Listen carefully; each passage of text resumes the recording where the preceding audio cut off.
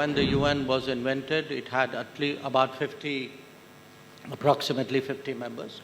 We have 4 times the members. So it's a common sense proposition that you can't continue the same way when you have 4 times the members. The lack of results demonstrate the case for reform. If you take the UN, when the UN was invented, it had at least about approximately 50 members. We have 4 times the members. So it's a common sense proposition that you can't continue the same way when you have 4 times the members. We use the UN very often to illustrate that point.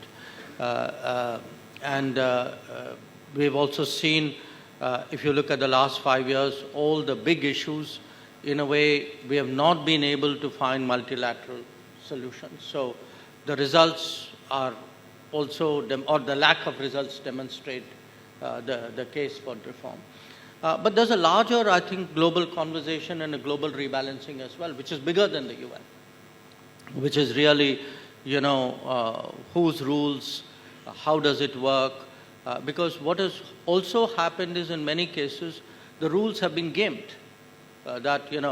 We have, today, we speak about globalization, for example, and the fact is that the world trading rules have been gamed.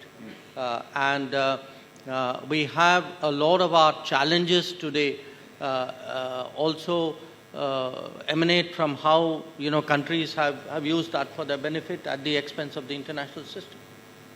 But in your conversations with various stakeholders, while everyone tends to agree that there is a need for reform, is there the appetite to do what needs to be done to push for that reform? I think there's if you poll countries, I think the sentiment for change is very strong. The problem is, in many cases, the very people who are the problem are also the people whose concurrence you need to do that reform. So that's where the problem lies. So if you're going to ask 5 countries saying, would you mind changing the rules so that you have less power? Guess what the answer is going to be?